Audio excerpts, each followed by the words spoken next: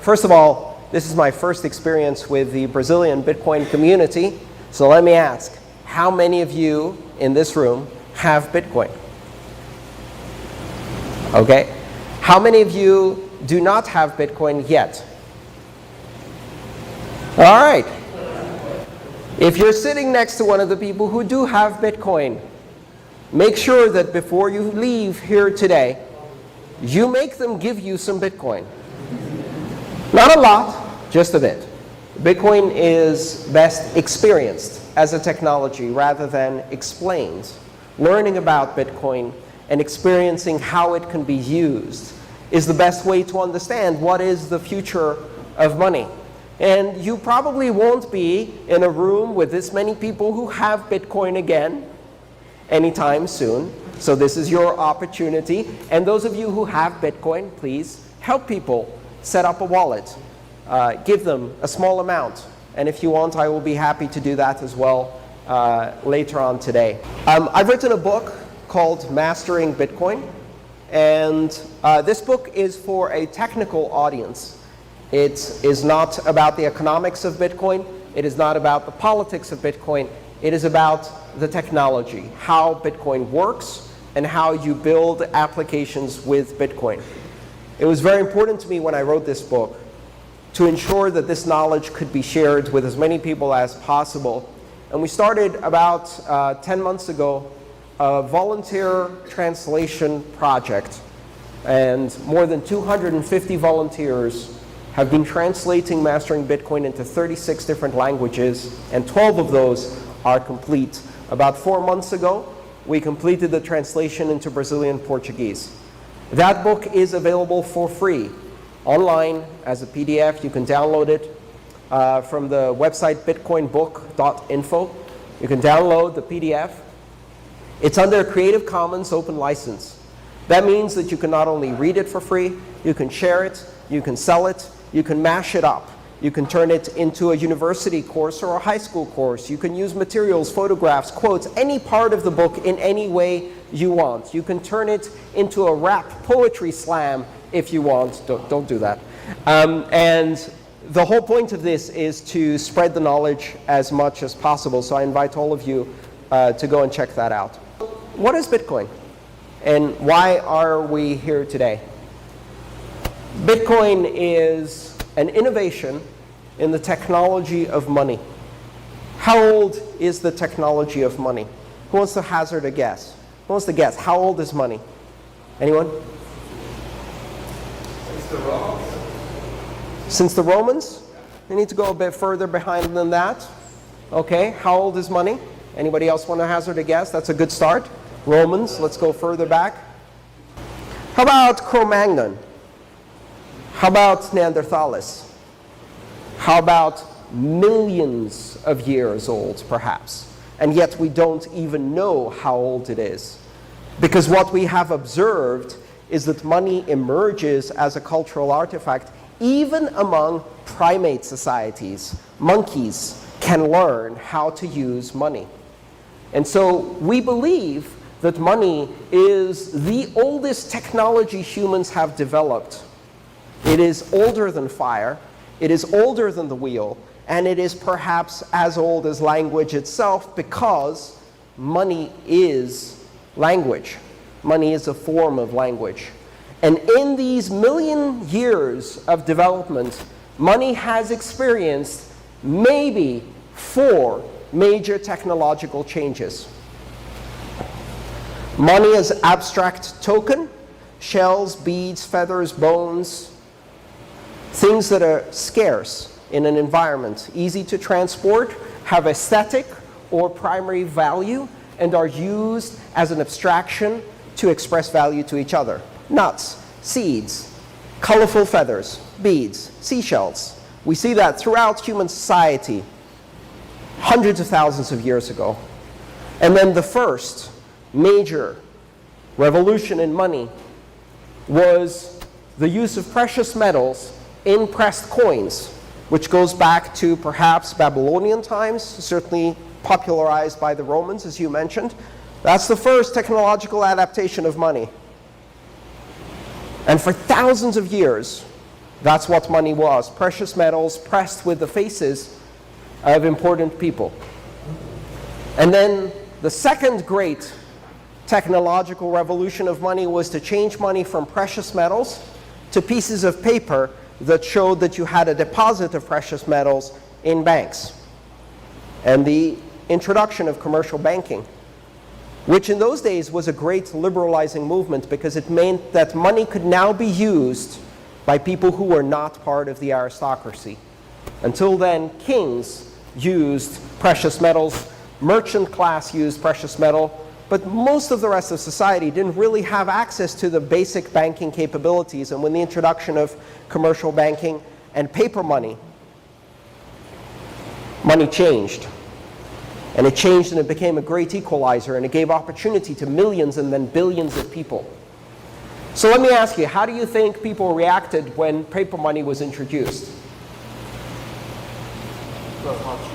Oh, that's a fantastic idea. Paper money, it makes perfect sense. It's light, I can carry it easily, I can give it to other people, they can exchange it for other paper money that has different numbers on it. This is much better. No, that was not the reaction. That was not the reaction. The reaction was, that's not money. That's not money. Give me real money. I don't believe in your fake money. I want the real money, the money you can bite to see if it's silver or gold, the money that has the face of the king on it. I want the real money. This paper money that's like a deposit slip for a bank account that maybe holds gold, who the hell knows? That's a scam. Now, the Italian master of scams, Mr. Ponzi, had not been born then, but if he had, they'd call it a Ponzi scheme. They didn't know what a pyramid scheme was, so they didn't call it a pyramid scheme. They just called it fraud. So the third revolution, or the second revolution in money, was greeted with universal disapproval. It took 400 years for people to get comfortable with the idea that paper money had value, because they had to understand that the value of money does not come from the precious metals. And it does not even come from the face of the king that's stamped on the money. It comes from the economic activity it creates through its exchange. It comes from the social bonds it creates. We make money valuable by using it. Money is a great societal illusion. If I believe that the piece of paper I have in my pocket will buy me 6 eggs tomorrow because somebody else will take that to buy something else, that has value. And that illusion is what creates value, and the exchange is what creates value. And it's amazing because once you start talking about Bitcoin and people start asking questions about why Bitcoin works and what Bitcoin is, you realize that in order to have a conversation about what Bitcoin is and why it works, you first have to have a conversation about what money is and why money works. Because, ironically, the most important technology we have in our society is never discussed in school, is never discussed in science, is almost never discussed between parents and their children. And yet children ask the most interesting questions about money. Mommy, why can't we have more? Why do other families have more than we do? Why can't everyone have more? Why can't we make our own? These simple questions that children ask, and most parents have no way to answer that. What do you say? Susie, go study inflation and come back only when you understand the balance between inflation, hyperinflation, and stagflation. We don't discuss money, and yet it's a very important technology. In the 1950s, we saw probably the last and fourth greatest revolution in money, the new technology of credit cards. A piece of plastic, which at first was a piece of paper, invented in 1950 by Diners Club, a piece of paper that represented a credit account that you could use instead of traveler's checks. And of course, everybody who saw this new form of money was like, oh, wow, this makes sense. I don't even need to carry all of those pieces of paper. This will be much more convenient. Let's all do this. No, that's not what they said. What they said was, this isn't money. We only take real money, Federal Reserve note, dollars here, take your little diners club thing elsewhere. I don't understand it. And it took 30 years before people broadly understood that a piece of plastic is also money. Why? Because you can use it to buy eggs. And really, that's the only definition of money you need to have. And now, almost 1 million years into this technology, Bitcoin comes along in 2009. And everybody goes, oh, that's brilliant. We don't need banks, we don't need governments, it's completely decentralized, let's all use this. Not quite. What they say is, that's not money. It's a Ponzi scheme, it's a pyramid scheme, it's fraud, it's not money, it has no value, it has no face of a king or a queen on it, it doesn't have the official approval of a government, how could it possibly be worth anything? And yet I pay for my plane tickets with it. And somehow this not money allows me to get into a large steel tube and ascend to 37,000 feet and be transported across continents. That sounds like something that is money.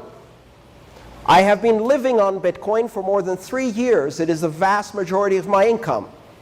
That kind of sounds like money. I can use it to buy products and services. I earn it by selling my own services and products. That kind of sounds like money. But it's not money as we knew it.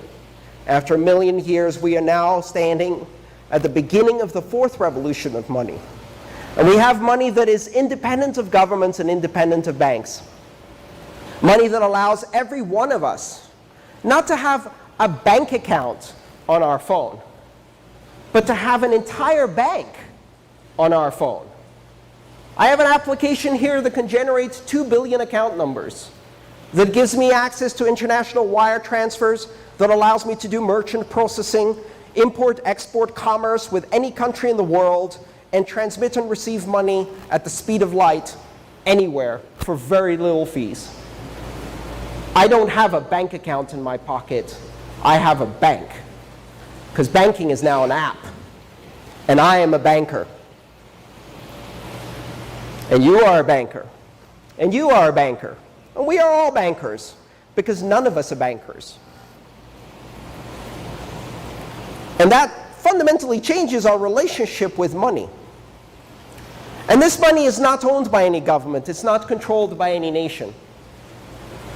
I remember a time when the only airline I could take from my country had my country's flag on the tail of every airplane. And the only phone company that operated in my country was the national phone company that had its flag on the top of the building. And those were ridiculous ideas.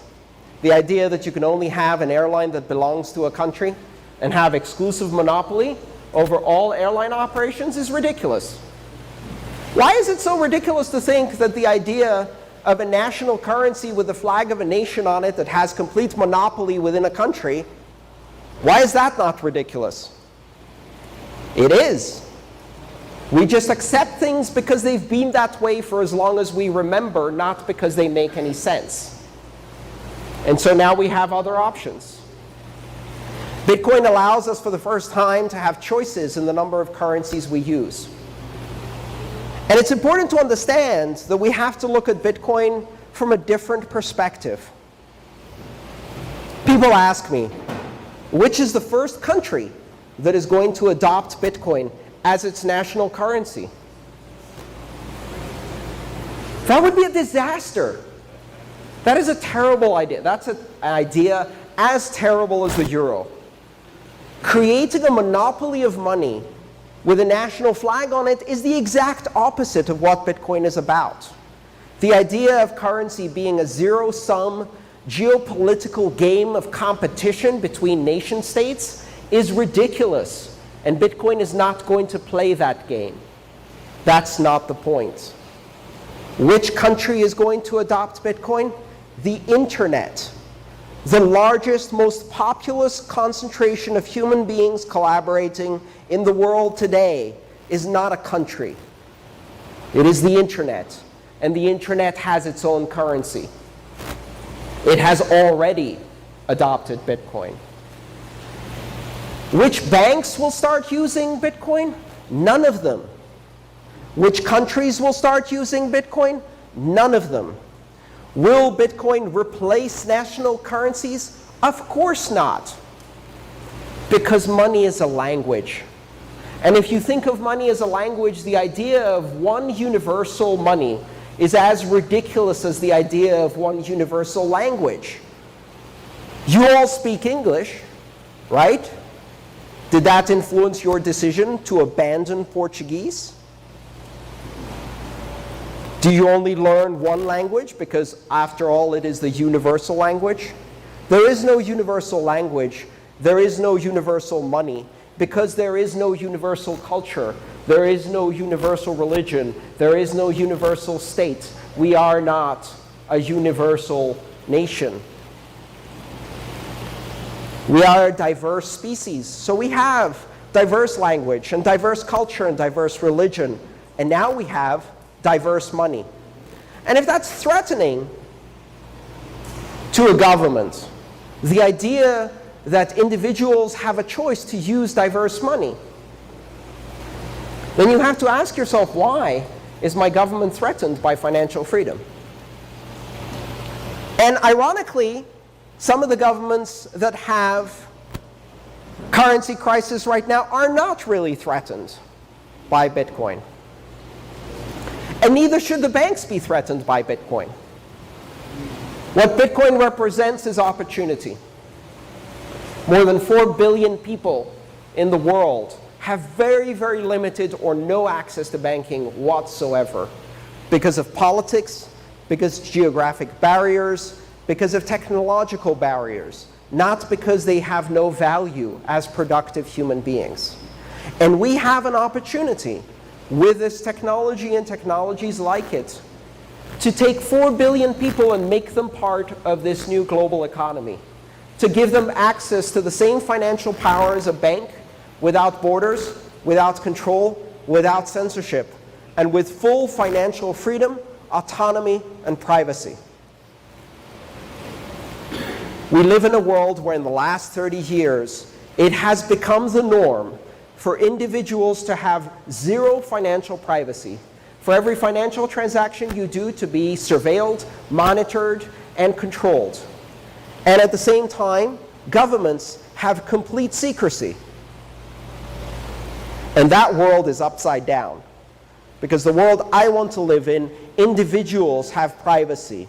And when you have not been convicted of a crime, you have freedom and privacy. And governments have no secrecy and full accountability and transparency because, after all, they're using our money. It's not theirs. And Bitcoin actually delivers that promise. It delivers privacy at an individual level that protects you against surveillance. And it creates a global public ledger that, when put in the hands of government, forces them to have transparency and accountability. Let every day be Panama Papers Day. So what Bitcoin brings, especially for a country like Brazil, is the opportunity to create diversity in finance, to give people choices to use multiple currencies, to unleash innovation and creativity, to help entrepreneurs build completely new businesses, new financial models, a new system of financial services to serve a completely different population that has never been served before. It brings the opportunity for young people to learn the future of money today, to see what money could be like in 10, 20, 30 years, to be part of a transformational force that is making money a borderless, open, decentralized system with no national flag, no governments, no banking control, where power is shared among all of those who participate, just like the internet, making it much more resistant to corruption and serving the people who use it directly. And what do we need from governments and banks in order to do this? Nothing. Preferably nothing for the next 5 years. The best thing a government can do to help Bitcoin succeed is stay out of it for 5 years, at least. Because writing laws about a technology you don't understand is the worst thing you can do to that technology. Taking a system that can create opportunity for a country as diverse and enormous as Brazil is, where millions of people have no access to banking, and squashing that opportunity by creating laws for something you don't understand is a terrible idea. So if anybody who is in government is listening, don't do anything for 5 years. You know why? Because other governments are going to be stupid, and they're going to pass stupid laws about technology they don't understand, because they don't know where Bitcoin is going in 5 years. I don't know where Bitcoin is going in 5 years. We don't know. We're making history. This is the front seat of history in an innovation in money that none of us yet understand where it will go. Only the 4th time in 1,000,000 years on the most important technology we have in our society. Leave it alone, because you do not understand it. We do not understand it. Let it breathe. There are plenty of people who will try and fail to build companies with Bitcoin. Most of them will fail, but some will succeed.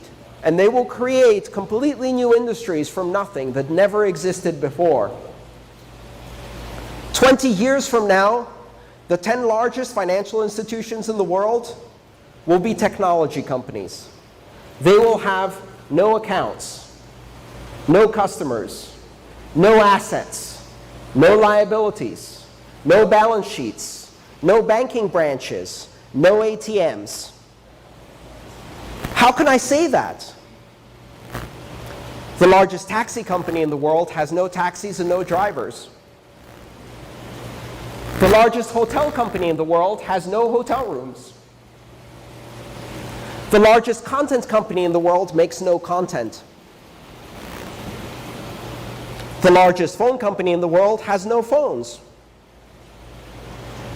And so it is not strange to think that the largest financial institution in the world will not have any banking customers or any banking branches or any ATMs or any debit cards or any accounts or liabilities or assets. They will be a technology company. And it might be a technology company that used to be a bank. If the banks are smart and realize that their business changed fundamentally on January 3rd, 2009, and there is no going back, there is no negotiating, there is no bargaining, there is no watering down, there is no censorship or control, there is no power structure, there is no inflated profit margin. Those things, poof, disappeared in 2009. And some will not accept that, and they will disappear. 15 years ago, the top 5 camera companies in the world were Kodak, Polaroid, Fuji, Nikon. Kodak invented digital photography in 1976 and buried it because they were terrified of destroying their primary means of profit, which was selling the films and chemicals to process analog photography. And so they buried it, and they didn't take advantage of it. And they sat back and continued to milk their industry for 25 years, until one day, in the middle of the first decade of the millennium, a company that was not a camera company shipped 1 billion cameras. And that company was Nokia. And they had no way of anticipating that. And overnight, the camera business disappeared. And today, the top 5 camera companies in the world, Nokia, Samsung, Motorola, Apple, Google, none of them camera companies. And where is Kodak? Bankrupt. Polaroid, bankrupt. Fuji, almost bankrupt. Nikon, almost bankrupt. And they're all doing digital photography as fast as they can and failing. This can happen to banking, but it doesn't have to happen. Instead, in many countries where banking is an important service to deliver to real customers, where the importance of reaching banking out into rural populations and giving people control over their money and helping them achieve financial security is an important goal for banks, Bitcoin is not a threat. It's the greatest opportunity these banks have ever had. And those banks that achieve this opportunity will win. Brazil is going to be a hot spot for these financial technologies. It is a country with massive inequality, but massive opportunity, with a young and educated professional population that can achieve amazing things, with an enormous rural population that is cut off because of geography, that can be reconnected with the simplicity of a text messaging phone and Bitcoin, and have full financial control and freedom, again. And so I see great opportunity and promise in Brazil. And that's why I have been so excited to be here and to be part of this amazing Bitcoin community. Thank you. You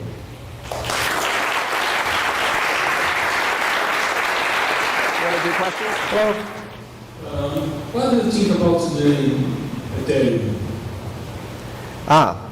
You know, I've never been asked that question in Brazil yet. It only comes up at every meeting. I'm really very interested in Ethereum. I've worked in Ethereum from the very beginning. I've watched closely the development. I've written smart contracts, and I continue to work in Ethereum. I think Ethereum is a fascinating technology. It shows how diverse the ecosystem of blockchains and cryptocurrencies can be. I think it's important to understand that it solves different problems from the problems that Bitcoin solves. And I think it coexists. In fact, it works best in coexistence with Bitcoin.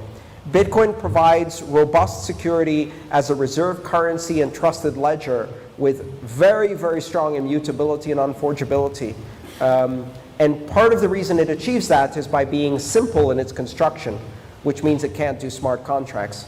Ethereum is more complex in its construction, which means it can do smart contracts, but as a result, it loses some of the robustness that Bitcoin has, which means they work very well together and can coexist very strongly together. I think we're going to see some very interesting things. Of course, you know, Bitcoin is still an experiment. It's 7 years old. Ethereum is even more of an experiment at 1 year old. And so we're going to see a lot of change over time as we try to learn what it means to build smart contracts on blockchains. What do you foresee would be the most likely reactions of the greatest incumbents, banks, regulators, and so forth? Well, I've done a talk about that. It's called the 5 stages of grief. It starts with denial. Denial is when clearly this is silly technology that cannot possibly work and Bitcoin will be dead soon. That lasted for the first 3 years of Bitcoin. Then it switches to anger. This is not correct. It must be stopped. Make it illegal. Ban it. Only criminals use it. It must be stopped. That lasted for about a year. That didn't work either. Then we went to the 3rd stage of grief, which is bargaining. Hey, yeah, Bitcoin's not that interesting. Blockchains are really interesting. How about we do blockchains without any of the things that Bitcoin does? Maybe we can keep all of the control, power, centralization, and do blockchains, and that way we won't be disrupted. That's been since the middle of 2014 until today. That's not going to work. The most interesting things that Bitcoin does is because it's open and decentralized, uncensorable, immutable, and unforgeable, you can get some advantages with blockchains, but you can't get all of those advantages. And then we're going to go to depression. Aww. But we had such a good run for 2 centuries. Why is everyone taking away our business now? Why do young people not want to bank Monday to Friday, 9 to 5, with high fees? Why do they want all of these cryptocurrencies instead that work 24 hours a day? It's unfair. And finally, acceptance. At which point I'm hoping that the banking industry will find that if you want to reach customers, if you want to make this an economy not of the 2 or 3 billion of the most privileged financial people, but you want to make it one global, 7.5 billion included human beings, Bitcoin is a solution, not a problem. It's a promise, not a threat.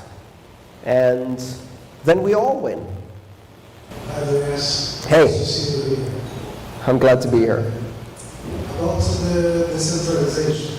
Uh-huh. What do you think about the centralization of mining in China? Don't you see it's a problem because the China government suddenly goes to some mining because the RB, for example. I am concerned about any form of centralization. And I would certainly like to see less centralization. But that doesn't necessarily mean it's a problem. The centralization in mining that we have today in China is the result of a very specific technology adoption curve that goes from CPU, GPU, FPGA, ASIC over a period of 4 years, with each change in architecture offering a 10,000 increase in performance, which means that all of the equipment is obsolete within 2 to 3 months, which requires massive capital, access to chip factories directly as possible. It means that selling chips to others doesn't make economic sense, because if you keep them and mine them for 2-3 months until they're obsolete, you win more than if you sell them.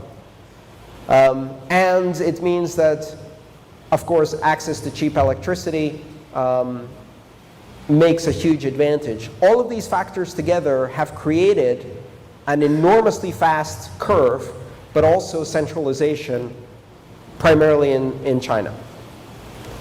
And yet, we reached 16 nanometer fabrication, which means that the days of 10,000 performance increases and 2 to 3 month obsolescence are over.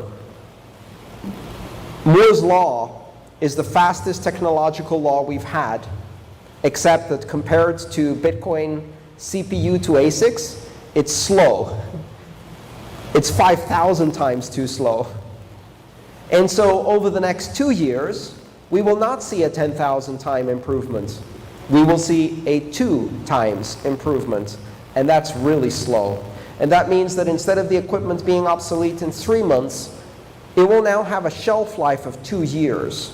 And that means that having chips and mining with them instead of selling them is no longer an advantage, because you have all of the risks of warehouses and operations and government interference on electricity prices, whereas if you sell the chips, you can make a lot less risky money. So what led to centralization of mining? All of those parameters no longer exist. Mining changed about 6 months ago when we reached 16 nanometer. The problem is we haven't seen that. It's going to take about 1.5 years before you see the ripple effect throughout that industry. And the halving is going to be very important. But I don't think the centralization is going to last. The centralization was an artifact of performance increases that no longer exist, of limited shelf life that no longer exists, of advantages of centralization that now become risks of centralizations. Because if you put 100,000 miners in a warehouse and you lose power for 2 days, your entire profitability is wiped out for the month. But if you put 100,000 miners in 100,000 kitchens and you use them to toast your bread or cook your sausage, as Sven showed me the photos today, he cooked hot dogs on an Ant S7 miner. That was kind of cool. then you have the advantages of decentralization, because if power goes off in one kitchen, it doesn't affect anybody, and your profitability doesn't depend on anything. So all of the things that made Chinese centralization happen are now unmade. I also want to make another point. If mining centralization had happened in Sweden, a lot of people would be a lot less concerned. And that's not just because the Chinese government is a threat to Bitcoin. Because if you think about it, the people who are doing mining in China are directly opposing their government by doing this. They're taking enormous risks. They are entrepreneurs of the finest capitalist attitudes who should be applauded, with incredible engineering and operational skills. They're not their government and will resist and fight hard to maintain independence. We should applaud that, not fear it. And somehow I think if they were Swedish, we'd be less concerned. So there is an element of racism in this. There is an element of xenophobia. There is an element of stereotyping an entire race. And I think that's wrong. Hi, Andreas. I would like to live in the same country as you said. Individuals are granted privacy 100%, and states are obliged to transparency. But as far as my knowledge goes, Bitcoin is 100% trackable. Is 100%? Trackable. Trackable. Track back to every wallet that passes through. So how can you ensure 100% privacy to individuals and to their own private transactions through Bitcoin or any other cryptocurrency in a world like this, especially with technologies like one name that somehow goes in a direction where individuals trading may be forced to somehow identify themselves? Thank you. Yeah, that's a great question. I think you've got to understand that Bitcoin is not 100% trackable. Maybe it's 75% trackable right now. If you compare that to Visa, which is 100% trackable, every time you make a Visa transaction, it's not just the Brazilian government that's watching you. It's like 10 different intelligence agencies all watching you at the same time. In fact, it's probably illegal for the Brazilian government to watch you. So what they do is they probably outsource it to Argentina, and you watch the Argentinians. That's usually how it plays out. It's a nice way to get around democracy. Payment systems as we have them are 100% trackable. Bitcoin is 75% trackable now, but it's getting more private and will continue to get more private as time goes by. We have incredible innovations in the pipeline that take it from something that is partially trackable to something that is less and less trackable. And you've got to understand there's a difference between mass and individual, right? Bitcoin makes it possible if you have an individual who is suspected of a crime, and if there is proper judicial process to seize their computers and their wallets and see their addresses to track everything they've done. And that perhaps is desirable in society. What it makes it difficult to do is do mass surveillance of the innocent. And again, that is desirable in society, that you can't do that, or certainly can't do it easily. But there's more inventions coming down the pipeline. Stealth addresses, confidential transactions, remixers. There's hundreds of other cryptocurrencies that you can convert your Bitcoin into and out of very easily. The entire system opens up a lot more freedom and privacy. And over time, it will get better. And we will have more and more privacy and anonymity in Bitcoin. So, and if you look more broadly than Bitcoin, there are certainly other cryptocurrencies that offer even more privacy and anonymity for individuals. So I'm quite optimistic that we are turning the tables and setting the world correctly, where we have privacy and governments don't have secrecy. I want to know what's the main challenge that digital cryptocurrencies will have to meet in order to popularize it, in order to spread it worldwide and everyone uses it. So what are the prerequisites for broader adoption? The challenges. What? The challenges. Yeah, what the digital cryptocurrencies will have to meet, will have to face to popularize. Okay, fantastic. Let me do an audience question. How many of you find Bitcoin easy to understand? How many of you find Bitcoin easy to use? You're lying. How many of you find Bitcoin easy to secure your individual wallets, to back up, to make available to your families in the case of your death or incapacity? Until everyone in this audience can do it, more importantly, until my mom can do it, Bitcoin cannot be adopted broadly. We have a lot of work to do, and that means taking a technology that at the moment is difficult to explain, difficult to use, difficult to secure on an individual basis, very secure on a global basis, but difficult to secure on an individual basis, difficult to plan for your retirement or to pass on to your family. All of these things need to be fixed. But you've got to look at it as an engineering problem, which is also an engineering opportunity. I sent my first email in 1989. In 1989, in order to send my first email, I had to download a mail client in source code, use a compiler to compile it into an executive application on a Unix system, on the command line, over a modem, on an account that I wasn't strictly speaking authorized to use, because I was 16 and I had access to the internet in 1989. You do the math. And after 2-3 hours of work with my Unix command line skills that I had just recently learned, I composed my first email. First, I had to find someone to send it to because there weren't that many people on the internet. And then I sent an email. And in the blink of an eye, just 36 hours later, it arrived at its destination. Now, if you asked me then, will you do your banking, your shopping? Will your mom use this? Can you do video calling with your mom on this? I would say yes, but it will take 20 years. Exactly 20 years later, my mom sent her first email. And she didn't have Unix command line skills. She went like this on her iPad. That's what we have to do. Now, you can look at that as a challenge. I think of that as an opportunity.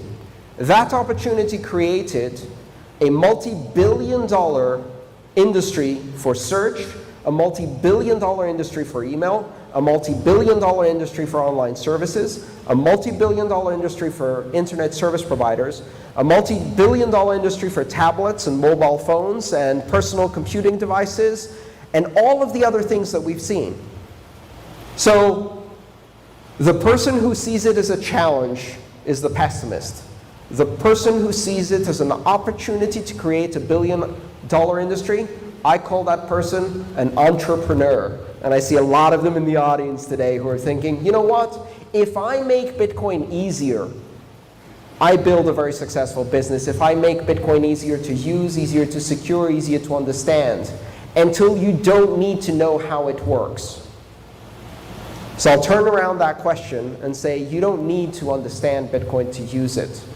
Because I guarantee you, there are not more than 2 or 3 people in this room who understand how TCP/IP windowing, Las Vegas QoS properties within TCP work, how an HTTP protocol message is formed. Anybody? 1, 2, 3. Boom, bingo. And those are the developers in the room. And we all use the internet without needing to understand any of that. Bitcoin is successful and will be adopted broadly when you don't need to understand anything about how it works, and yet you can use it, and then my mom can use it. Andreas, my name is Hey. Lucas. Besides the thing you had already said to us, what do you think about the role and the future of the altcoins?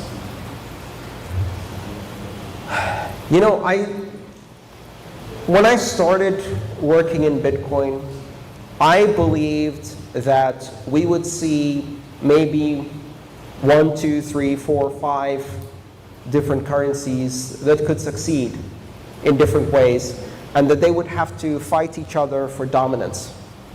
And I was wrong, because I was looking at Bitcoin from the perspective of experience with national currencies, and that's how national currencies behave. They're in a zero-sum game. Once I saw that more altcoins were being created and they acted as a laboratory, I realized the connections between money and language, and why, just like there are hundreds of thousands of human languages, there will be hundreds of thousands of alternative currencies and chains, and then perhaps millions. And they will continue to be created at a rate of thousands per year, and then tens of thousands per year. And maybe most of them will not have very significant economic value. Maybe some of them will only have the value of reputation or loyalty or popularity or historical significance, or they'll explore a single narrow feature or capability. There will be thousands, and they will all have value to someone, because even 5-year-olds create currencies. If you watch a kindergarten, they create currencies out of rubber bands and colored blocks and crayons. They trade tokens of value with each other to express popularity and friendship. So human beings create currencies. It's a natural process. It's an evolutionary imperative. So we will create thousands of them. And they may not have the same interest or value, but they will be powerful. You know, I say sometimes, people think it's funny, but imagine what happens when you have Justin Bieber coin. Now, for one thing, that's a horrifying idea, Justin Bieber coin. But at the same time, if that was created today, it would very quickly have more value than at least 15 national currencies. Easily, right? And so, is that money? It is to a Justin Bieber fan. It's meaningful, it's valuable, it's exchangeable, it creates loyalty and social connection. We are redefining how we see money from a field of narrow perspective and monopolies to an explosion of diversity that will flood our brains with thousands of currencies. And hopefully one day it will be so easy to use any of them that it will become irrelevant which currency you use, and currency will simply disappear into the background. Part of my question was almost the same. I would just add that how do you feel about all these private companies that are trying to get to the blockchain part of the thing and trying to implement the consensus that just applying to private blockchains? And how can this be, if it can be still, if it can be productive, or if it will be just another altcoin that maybe it's just another form of coinage or something like that, and how other forms of discussions like the core and plastic things form can affect the broad use of financial systems which rely on some kind of stability. Very good. Let me take the first one, and then I'll try and tackle the second one. We don't have enough time, perhaps, for a broad discussion about scaling classic and core. So to the first question, what happens when private companies make private ledgers and private blockchains and private coins? How many of you work at a company that has an intranet, that uses an internal network with an internal wiki and an internal email system? Right? How cool is that? It's not cool. And yet, when the internet started, a lot of companies thought that that's great, but the internet is going to be full of perverts and criminals and fraudsters and weirdos, and anyone can publish, and that's a terrible idea because most of it will be crazy ideas.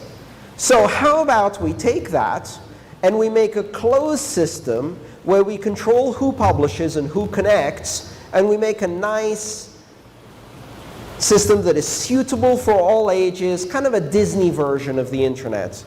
CompuServe, AOL, Prodigy, all of these systems that companies built, they failed. And the reason they failed is because they misunderstood what was the value of the internet. It wasn't the ability to send and receive data. It was the equalization of everyone as both producer and consumer, and the opportunity to have an open environment where everyone has the freedom to speak and be heard by anyone, anywhere, without controls, without censorship. That was the real value of the internet. And the real value of Bitcoin is a borderless, global, uncensorable, open, system that allows anyone to innovate and access without asking for anyone's permission. And if you take that and you turn it into a closed, borderful, censored, controlled system, it is boring. It will generate profits for some, but it's not interesting in the broader sense. And once you create all of these little systems, you will have to connect them together. Bitcoin is the internet of money. If you build an intranet of money, eventually you'll want to connect it to the internet of money. And you'll connect it via Bitcoin. So Bitcoin is the interesting blockchain. The others may be interesting for narrow purposes, just like the Justin Bieber coin is interesting to Justin Bieber fans. You know, the JP Morgan Chase coin will be interesting to JP Morgan Chase executives and very few other people. Certainly won't be as successful as Justin Bieber coin. When it comes to classic and core, I think it's important to understand that Bitcoin is undergoing a debate. And in the traditional systems of money that we know, when a debate lasts too long, the boss stands up and says, that's enough debate, here's what we're going to do. Well, there's no boss in Bitcoin. So no one can say, that's enough debate, here's what we're going to do. We have to all agree. And Bitcoin is difficult to change. And the process of changing the difficult to change Bitcoin is loud, and it's noisy, and it's full of debate and argument and accusations and drama. Where I come from, we call that democracy. Now, you may not have seen democracy in financial systems before. It may be a new phenomenon. But that's not a problem for Bitcoin. That is its greatest strength. The fact that no one can impose a decision on everybody else.